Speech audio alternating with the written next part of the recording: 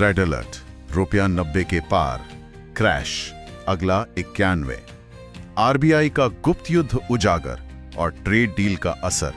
आज हम Himalayan stocks Gurukul के इसी विश्लेषण की गहराई में जाएंगे। रुपया एक अजीब सी पहेली बन गया है। मतलब देश अंदर से मजबूत दिख रहा है, पर हमारी करेंसी कमजोर हो रही है। आज इसी गुत्थे को सुलझाने की कोशिश करेंगे, लेकिन उससे पहले एक जरूरी बात। जी, ये याद रखना बहुत जरूरी है कि हमारी ये सारी चर्चा सिर्फ जानकारी और शैक्षिक मकसद के लिए है। कोई भी निवेश का फैसला लेने से पहले अपने वित्तीय सलाहकार से बात जरूर करें। बिल्कुल, तो चलिए शुरू करते हैं। रुपए ने 90 के उस स्तर को तोड़ दिया है जिसे आरबीआई मतलब एक किले की तरह बचा रहा था। ये तो बहुत बड़ी बात है। हाँ, ये सिर्फ एक नंबर नहीं है, ये एक मनोवैज्ञानिक दीवार का टूटना है।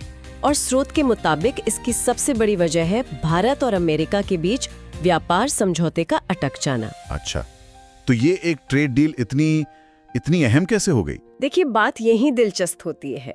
स्रोत बताता है कि भारत आज अकेली ऐसी बड़ी अर्थव्यवस्था है जिसका अमेरिका के साथ कोई मुक्त व्यापार सौदा नहीं है। सच में? अकेली? जी, इसका मतलब है कि हमारे निर्यात पर 50% तक के भारी टैरिफ लगने का खतरा है। 50%? और जब मंत्री पीयूष गोयल कहते हैं कि सौदा निष्पक्ष, समान और संतुलित होना चाहिए, तो ये एक संकेत है कि बातचीत अभी भी मुश्किल दौर में है। बाजार बस इसी अनिश्चितता का फायदा उठा रहा है। समझ गया।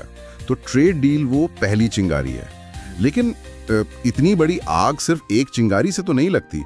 पर्दे के पीछे कुछ और भी चल रहा है क्या? बिल्कुल, ट्रेड डील ने तो बस एक माहौल बनाया है।